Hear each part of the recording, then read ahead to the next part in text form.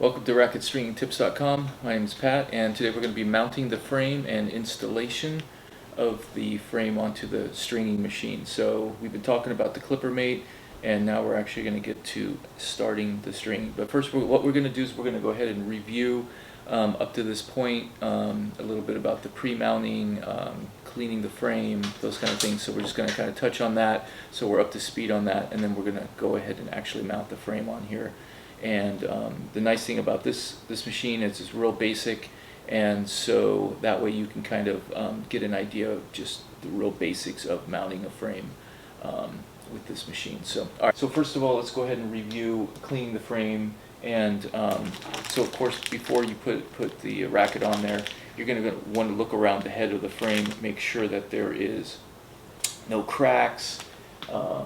We're going to look at the condition of the grommets and the headguard. So the headguard would be up here, the grommets would be all around here. What you're going to do is you're going to inspect it and look if there's any cracks in here. Sometimes the holes that have the tie-offs are going to kind of start getting crunched, and so you want to look at that to see if there's any cracks there. You can look on the outside as well, on the bottom part of the grommets there.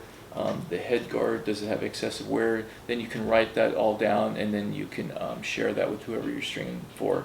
If it's your own racket, then you can kind of take note of that if it's time to replace, because as the headguard wears, it's going to start damaging your frame. So you want to be, it's worth spending the money to get a new headguard.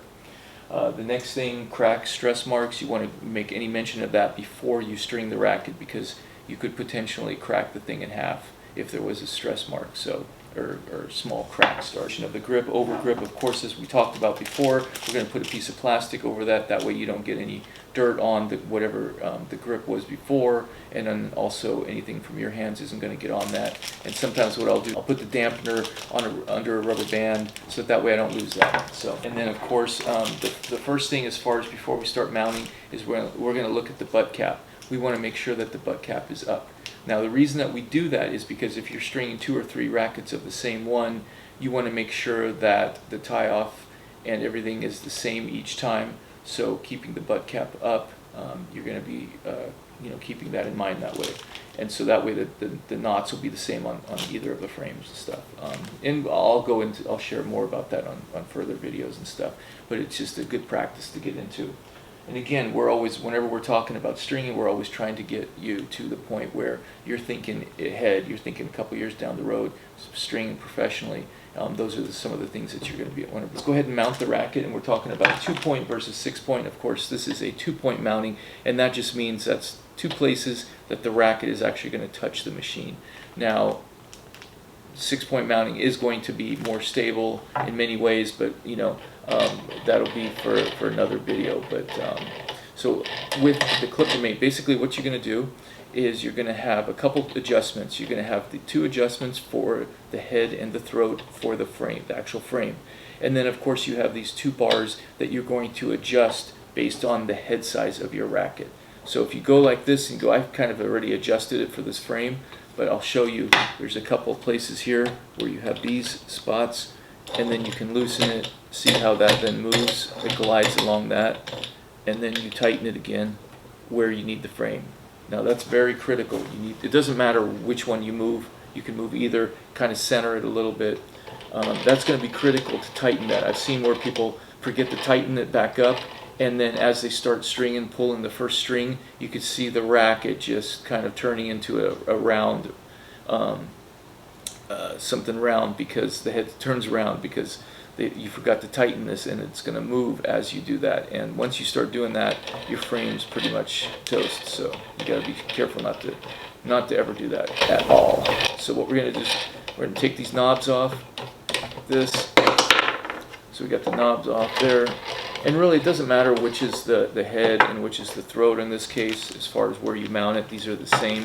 So what we're going to do is we're going to take the top 2 parts off, and as you see, there's a plastic, and this goes along the rim of the frame. And then, of course, you have a little bit of protectant. It's like a little bit of leather kind of under there. That way, when you tighten it back up, you're not going to make marks or damage the frame, damage the paint on the frame. So what we're going to do is we're going to go ahead and put that on there, and you can see it doesn't quite fit. I'm going to go ahead and loosen this one so I can adjust it a little bit. and then I'm going to go ahead and line it up, and again it's got to be centered with the frame, so you're going to put it right in between the grommets in the center of the top and the bottom, and then I'm just going to kind of guide it a little bit like this and go, okay, that's good. I don't want to make it too tight, but I want to have it snug, so I'm going to go ahead and just tighten that there. Sometimes it'll take you a minute just to kind of line that up and stuff, and I want to just get it right so the plastic lines up perfectly there. So then what you're going to do is then you're going to put the top on. It's very important because that's going to actually be touching the frame. So you're going to go just like that. And so then it's going to fit nice and snug like that. And I'm going to tighten this down here first. Always make sure you tighten that. Just, snug so you don't have to reef on it too much, but just so it's tight. And then the same thing here. Let's just put it down so it's, don't tighten it yet on one. Get them both on there so that they touch and it starts to feel a little bit tight, and then just kind of go like that together so it keeps the frame. And just so that you get some resistance there.